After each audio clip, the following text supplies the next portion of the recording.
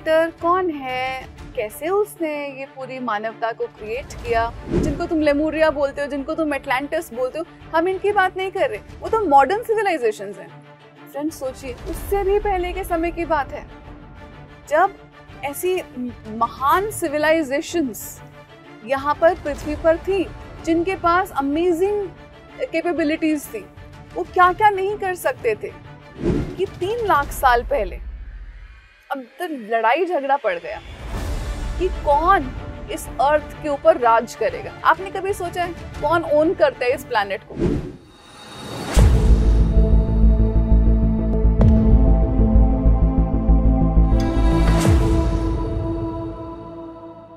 नमस्कार दोस्तों, आप सभी का हार्दिक स्वागत है पीएमसी हिंदी की परिवर्तन श्रृंखला में। और इस श्रृंखला में हम ब्रिंगर्स ऑफ डॉन बुक को ले रहे हैं। फ्रेंड्स, ब्रिंगर्स ऑफ डॉन आपको याद होगा कि प्लेडियन मास्टर्स के द्वारा चैनल्ड बुक है। बारबरा मार्सिनियाक ने इस खूबसूरत बुक को चैनल किया है और आज हम इसका तीसरा एपिसोड लेने जा रहे हैं। ये तीसरा चैप्टर है फ्रेंड्स कि प्राइम क्रिएटर कौन है। देखिए, हम कई नामों से उस ऊर्जा को जानते हैं जिसने हमको क्रिएट किया है। प्लेडियन मास्टर्स उसको बोलते हैं प्राइम क्रिएटर, मतलब मेन क्रिएटर। तो मतलब कुछ और भी क्रिएटर्स होंगे। आइए आज इसके बारे में हम जानकारी लेते हैं। फ्रेंड्स, सबसे पहले प्लेडियन मास्टर्स बताते हैं कि जो इंसान है, जो मैनकाइंड है, मानवता है, यह एक एक्सपेरिमेंट है। एक एक्सपेरिमेंट किया गया है। जिस तरह से कि हर चीज इस पूरे गैलेक्सी में हर चीज एक एक्सपेरिमेंट है, उसी तरह से मानवता भी एक एक्सपेरिमेंट है। तो प्राइम क्रिएटर कौन है, कैसे उसने ये पूरी मानवता को क्रिएट किया, आइए इसके बारे में जानते हैं। फ्रेंड्स, प्राइम क्रिएटर एक ऊर्जा है जिसने सभी कुछ क्रिएट किया है। और इस बुक में बारबरा मार्सिनियाक हमें बताती हैं इस चैनल मैसेज में, इस चैनल ट्रांसमिशन में, कि जो प्राइम क्रिएटर है उसने सभी कुछ एक्सपीरियंस करने के लिए अपनी रेज को बाहर भेजा। जैसे आप एक सूरज देखते हैं, सूर्य की जैसे किरणें होती हैं, हर डायरेक्शन में जाती हैं, उसी तरह से ये प्राइम क्रिएटर ने अपनी रेज को बाहर भेजना शुरू किया। और ये सिर्फ प्राइम क्रिएटर की रेज नहीं थी, उसने अपनी सारी कैपेबिलिटीज, वो जो कर सकता था वो उसने सारी कैपेबिलिटीज इन रेज को दी। और इसलिए ये जो रेज थी उसको बोलते हैं क्रिएटर गॉड्स। तो एक तो हमारा प्राइम क्रिएटर हो गया, और प्राइम क्रिएटर की रेज जो उसने भेजी कि जाओ पूरी इस ब्रह्मांड में सब कुछ एक्सप्लोर करके आओ, तो इनको हम बोलते हैं क्रिएटर गॉड्स। तो देखिए, ह्यूमैनिटी का जो कॉन्सेप्ट है गॉड का, वो आपका थोड़ा शिफ्ट होगा इस किताब का सुनते, इस किताब की ट्रांसमिशन को सुनकर। क्यों? क्योंकि हमने गॉड को सोचा है कि एक पूरा क्रिएटर, हमको बहुत सारे हमारे अपने गॉड्स भी होते हैं। हर एक रिलीजन के हिसाब से हमारे अपने अपने गॉड्स होते हैं। लेकिन इस बुक में ये है कि एक प्राइम क्रिएटर है। अगर आप इस बुक की एनर्जी के साथ रेजोनेट करते हैं तो एक प्राइम क्रिएटर है, और उस प्राइम क्रिएटर ने अपनी रेज को बाहर भेजा कि जाओ एक्सप्लोर करके आओ, क्रिएट करो। प्राइम क्रिएटर जो चाहता है वो क्रिएट करता है। तो इस बुक में भी वो ये जो हमारे क्रिएटर गॉड्स हैं, उनको भी ये सेम कैपेबिलिटीज मिली हैं कि जाओ और जाकर क्रिएट करके आओ और सब चीजों को वापस लाओ, क्रिएट करो, एक्सपीरियंस करो, और मेरे पास वो एक्सपीरियंस वापस लेकर आओ। ऐसा कहकर उन्होंने क्रिएटर गॉड्स को क्रिएट कर दिया।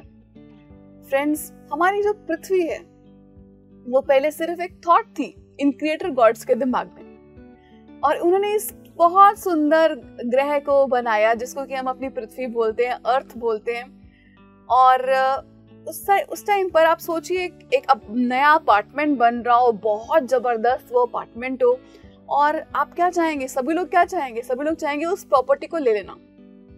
तो इस प्रॉपर्टी पर भी सभी क्रिएटर गॉड्स की नजर थी। अब इन्होंने पृथ्वी को एक स्पेसिफिक पर्पस से क्रिएट किया था। और क्या पर्पस था फ्रेंड्स? अर्थ को बनना था इंटरगैलेक्टिक एक्सचेंज सिस्टम, सभी गैलेक्सीज के लोग आए, अपनी नॉलेज को शेयर करें, अपनी नॉलेज की फ्रीक्वेंसीज, नॉलेज को, जैसे होता है ना, आप जैसे दवाई को खाने का तरीका कैप्सूल ले लेते हो, उसमें कितने केमिकल्स होते हैं, आपने कैप्सूल की फॉर्म में खा लिया।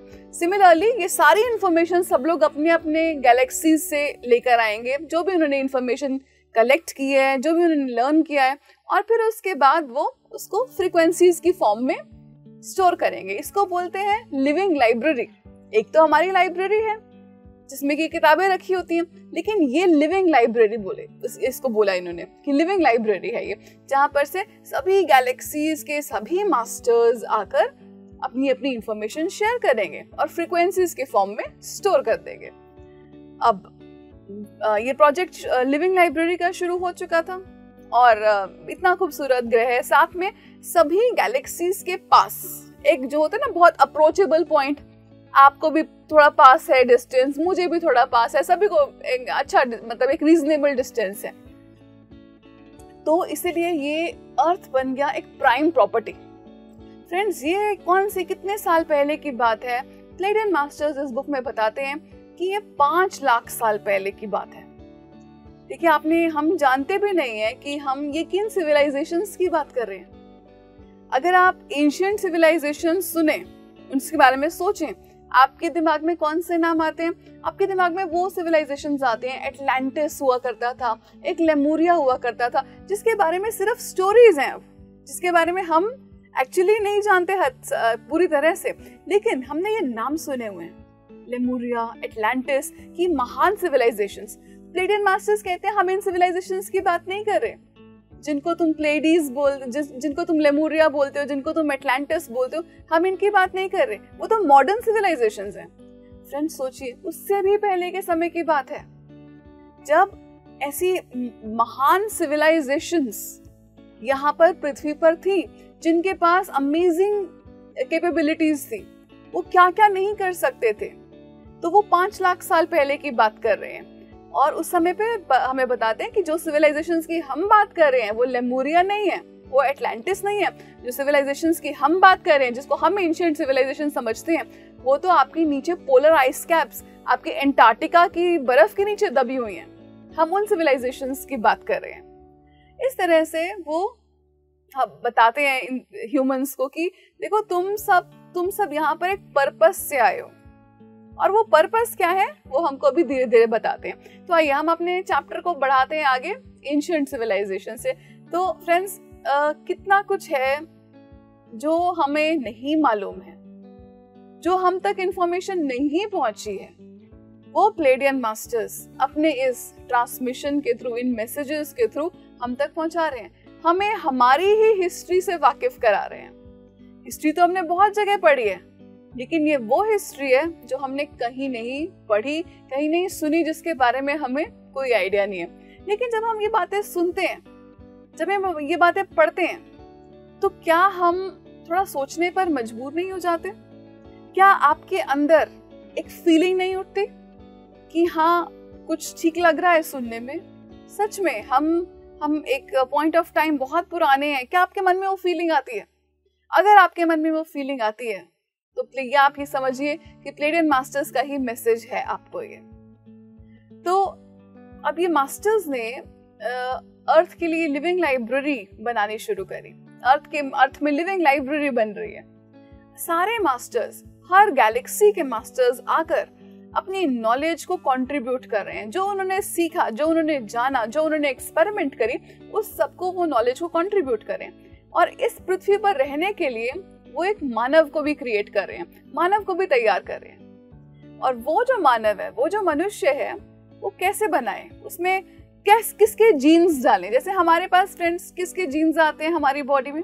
हमारी बॉडी में हमारे माता और पिता के जीन्स आते हैं। तो ये जो मास्टर्स हैं, ये अपने जीन्स दे रहे हैं, अपना डीएनए दे रहे हैं। सभी मास्टर्स ने, डिफरेंट गैलेक्सीज के मास्टर्स ने अपना डीएनए कंट्रीब्यूट किया और एक मानव की रचना करी। सोचिए, वो मानव की क्या पोटेंशियल होगा, क्या उसकी कैपेबिलिटीज होंगी, जो सभी गैलेक्सीज के मास्टर्स ने अपना अपना डीएनए कंट्रीब्यूट किया उसके बनने में। फ्रेंड्स, डीएनए आपने टर्म इस बुक में काफी ऑफन आएगी। तो डीएनए क्या होता है?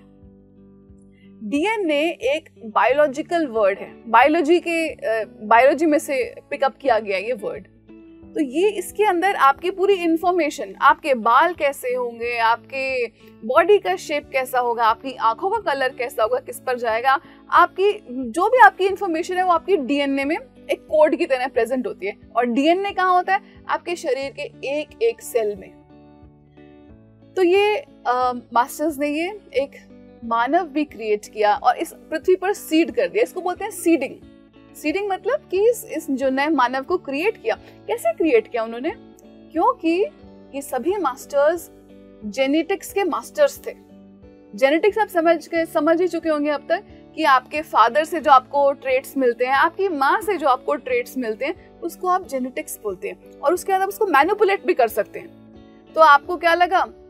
जैसे आपने सुना होगा ना, कभी ऐसा बोलते हैं कि आप अपना बेबी क्रिएट कीजिए, तो आप अपना ब्लू आईज वाला बेबी क्रिएट कर सकते हैं, आप कर्ली बालों वाला बेबी क्रिएट कर सकते हैं, आप जो कम्प्लेक्शन चाहे वैसा बेबी आप क्रिएट कर सकते हैं। तो ये कैसे कर सकते हैं? क्योंकि वो खेल रहे हैं जीन्स के साथ, जेनेटिक्स के साथ, वो आराम से खेल सकते हैं। तो ये सब जो क्रिएटर गॉड्स थे वो मास्टर जेनेटिसिस्ट थे, कि जेनेटिक्स की पूरी नॉलेज, कहाँ से कैसे मॉलिक्यूल्स को लेना है, कहाँ से उनको बांध देना है, नए नए कैरेक्टर ट्रेट्स कैसे दिखाने हैं, कैसे वो एक्सप्रेस होंगे, ये सब कुछ वो बहुत अच्छे से जानते थे। और साथ में क्या जानते थे? ये जानते थे कि प्राइम क्रिएटर ने हर चीज में कॉन्शियसनेस डाली है। फ्रेंड्स, कॉन्शियसनेस को, चेतना को हमने पिछले बुक में बहुत डिटेल में स्टडी किया था कि जो चेतना है वो हर चीज में है। जो प्राइम क्रिएटर में चेतना है उसने आपको भी दी है वो चेतना। तो आप सब क्या हुए फिर? जिसको हम बोलते हैं ना, हमारे जो किताबों में आता है, अहम ब्रह्मास्मि तत्त्वमसि, I am God, so are you. तो ये इसका क्या मतलब है? इसका मतलब ये है कि आप में वही अंश है, आप में वही जेनेटिक लाइन है आपकी भी। तो इसीलिए ये जो प्राइम क्रिएटर्स, ये जो हमारे क्रिएटर गॉड्स थे, उन्होंने ये अर्थ क्रिएट करी, लिविंग लाइब्रेरी क्रिएट किया और इस नए ह्यूमन बीइंग को क्रिएट किया जिसके पास की बहुत पोटेंशियल था। क्या था इस ह्यूमन बीइंग के पास पोटेंशियल? इस इंसान के पास, इस मनुष्य के पास डीएनए सबसे इंपॉर्टेंट उसकी चीज थी। उसका जो डीएनए था फ्रेंड्स, आपकी डीएनए में कुछ लाइट की तारें समझ लीजिए, वैसे उसका टर्म है लाइट एनकोडेड फिलामेंट्स, लेकिन आप तार सोच लीजिए।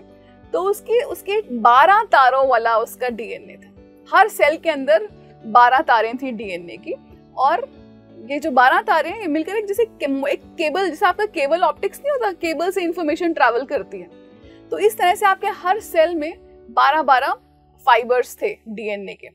डीएनए का स्ट्रैंड में 12 फाइबर्स थे। अब क्या हुआ फ्रेंड्स कि 3 लाख साल पहले अब तो लड़ाई झगड़ा पड़ गया कि कौन इस अर्थ के ऊपर राज करेगा। आपने कभी सोचा है कौन ओन करता है इस प्लैनेट को? कौन, आपका घर कौन ओन करता है? आप जानते हैं आप अपने घर के ओनर हैं। दुकान कौन ओन करता है? आप जानते हैं कौन दुकान को ओन करता है। क्या आपने कभी सोचा कि इस प्लैनेट को कौन ओन करता है? कौन इस ग्रह को ओन करता है? तो 3 लाख साल पहले प्लेटियन मास्टर्स हमें बताते हैं, 3 लाख साल पहले स्पेस में लड़ाई झगड़ा हो गया कि कौन पृथ्वी पर राज करेगा। तो बहुत जबरदस्त लड़ाई हुई स्पेस में, बहुत रेडियो एक्टिव मटेरियल भी यूज किया गया। आज हमने न्यूक्लियर बॉम्ब को इन्वेंट कर लिया है। एटम बॉम्ब का आप जानते हैं कि जापान पर जब एटम बॉम्ब गिरा था तो हिरोशिमा और नागासाकी टोटली डिस्ट्रॉय हो गए थे। न्यूक्लियर बॉम्ब का तो हम सोच ही नहीं सकते, वो तो पूरी पृथ्वी को ही अपने साथ ले डूबेगा। तो ये क्रिएटर गॉड्स के पास तो उससे भी ज्यादा एडवांस्ड टेक्नोलॉजीज रही होंगी, आई एम श्योर, क्योंकि ऐसा इस प्ले बुक में बताते हैं कि अर्थ का बहुत बड़ा पार्ट उसमें ऐसा खराब हो गया। अब क्या हुआ कि ये अब लड़ाई हो गई कि भाई कौन अर्थ को ओन करेगा। तो एक नए क्रिएटर गॉड्स जीत गए। जो ओरिजिनल प्लानर्स थे, जिन्होंने ये सोचा था कि हम इस सुंदर से ग्रह को बनाएंगे, इस पे हम एक नया मानव क्रिएट करेंगे जिसके पास बहुत पोटेंशियल होगा और जिसके पास ये एक लिविंग लाइब्रेरी होगी यहाँ पे। वो ओरिजिनल प्लानर्स जो थे, जिन्होंने अपना डीएनए दिया हमें क्रिएट करने के लिए, इंसान को क्रिएट करने के लिए, उन्होंने अपना डीएनए दिया था। और अब जो नए क्रिएटर गॉड्स आ गए वो अलग टाइप के क्रिएटर गॉड्स थे। जो आपके ओरिजिनल प्लानर्स थे, जिन्होंने ओरिजिनली अर्थ को प्लान किया था, वो नहीं थे अब हमारे क्रिएटर गॉड्स। अब हमारे 3 लाख साल पहले हमारे नए क्रिएटर गॉड्स आ गए। फ्रेंड्स, ये क्रिएटर गॉड्स ने एक बात रियलाइज करी कि भाई ये प्राइम क्रिएटर अपने आप को कैसे कैसे वो अपने आप को और एक्सपैंड करता जाता है, कैसे वो अपने आप को सस्टेन करता है, कैसे अपने आप को एक्सपैंड करता है। उनको ये बात पता चली कि कॉन्शियसनेस बहुत जरूरी चीज है। कॉन्शियसनेस हर चीज में है, किसी भी चीज में आप लेंगे उसमें कॉन्शियसनेस है, चेतना है हर चीज में। तो इस चेतना की करेंगे क्या? इतना इनको क्या इंपॉर्टेंस लग रही है चेतना की? इनको क्या इंटरेस्ट है? इनको इसलिए इंटरेस्ट है क्योंकि कॉन्शियसनेस इनका फूड सोर्स है। आपको ये बात सुनकर हैरानी होगी, क्योंकि हमारा फूड सोर्स क्या है? हम खाना खाते हैं, राइट? लेकिन जो हमारे क्रिएटर गॉड्स हैं, उनका खाना हमारी कॉन्शियसनेस है। अब जैसे देखिए, एक एग्जांपल देखते हैं कि मान लीजिए एप्पल्स एक फूड है, ठीक है? एप्पल्स को आप एप्पल पाई बना के भी खा सकते हैं, आप एप्पल की पेस्ट्री बनाकर भी खा सकते हैं, आप एप्पल को रॉ भी खा सकते हैं, आप एप्पल को किसी भी फॉर्म में खा सकते हैं। उसी तरह से ये जो क्रिएटर गॉड्स हैं, ये आपकी कॉन्शियसनेस को कंज्यूम करते हैं। उनका भोजन आपकी चेतना है, आपकी कॉन्शियसनेस है। अच्छा, अब इस कॉन्शियसनेस में एक बड़ी जबरदस्त क्वालिटी है फ्रेंड्स, कि आप इसको वाइब्रेट करा सकते हैं। ये किसी भी फ्रीक्वेंसी पे वाइब्रेट कर सकती है। इसको आप डर की फ्रीक्वेंसी पे भी वाइब्रेट करा सकते हैं, कॉन्शियसनेस को आप लव की फ्रीक्वेंसी पे भी वाइब्रेट करा सकते हैं, आप इसको एनलाइटनमेंट की फ्रीक्वेंसी पे भी वाइब्रेट करा सकते हैं। मतलब आप इसको किसी भी फ्रीक्वेंसी पे वाइब्रेट करा सकते हैं, जो आपका भोजन है उसके हिसाब से। ये बात इन नए क्रिएटर गॉड्स को पता चल गई और उन्हें लगा कि ठीक है। तो उन्होंने कहा कि चलो हम यहाँ पे खाना खा सकते हैं क्या हमारा जो इनका भोजन क्या था फ्रेंड्स? नए क्रिएटर गॉड्स का भोजन था डर का माहौल, डर का साम्राज्य फैलाना। तो अब ये डर हो गया, एंजाइटी हो गई, एंजाइटी अटैक्स हो गए, केओस हो गया, ये सब इनका भोजन था। और जो पहले वाले क्रिएटर गॉड्स थे, जो ओरिजिनल प्लैनर्स थे अर्थ के, उनका क्या भोजन था? उनका भोजन था लव, प्रेम, सद्भाव। तो जो आपको खाना है वही आप क्रिएट करेंगे, है ना? आप भूखा तो नहीं मर जाना चाहेंगे। तो जो हमारे जो न्यू क्रिएटर गॉड्स हैं, वो पृथ्वी पर क्या फैलाएंगे? जो उन्होंने खाना है, जो उनका भोजन है।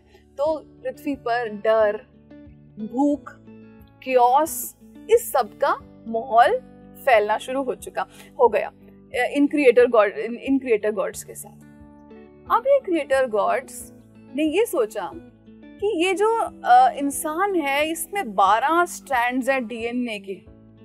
फ्रेंड्स, जो आपके डीएनए के 12 स्ट्रैंड्स है ना, वैसे ही आपके 12 चक्रा भी हैं। 7 आपके शरीर में और 5 उसके बाहर। तो ये कॉरेस्पॉन्ड करते हैं, जो डीएनए की स्ट्रैंड्स हैं वो हमारे चक्रास के साथ कॉरेस्पॉन्ड करती हैं। और अगर आपके सारे चक्रा सेंटर्स खुल गए, अंदर आपके शरीर के अंदर के भी और उसके ऊपर के भी, तो आप हर जगह आपकी ये इंफॉर्मेशन ट्रैवल करेगी। जैसे आपको इंफॉर्मेशन चाहिए वो आपके थ्रू ट्रैवल करना शुरू हो जाएगी। ये आपके चक्रा सिस्टम है और यही आपका डीएनए भी है, जिसमें कि 12 स्ट्रैंड्स हैं।